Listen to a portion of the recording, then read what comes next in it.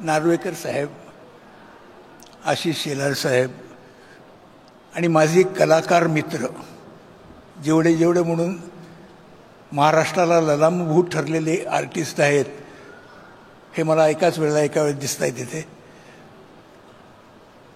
आता या पिक्चरवर काय बोलावं हेच मला कळत नाही. एक पहिलं पिक्चर सुद्धा यांचं हिट आहे.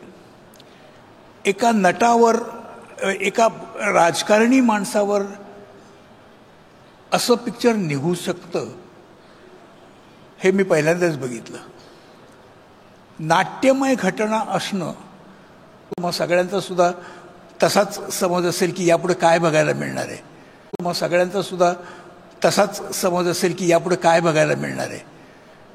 तेव्हा तुमची जास्ती उत्सुकता न ताणता 9 ऑगस्टला हा रिलीज होतोय पिक्चर बरोबर, आणि जेवढे कलाकार आहेत त्या सगळ्यांबरोबर असतील.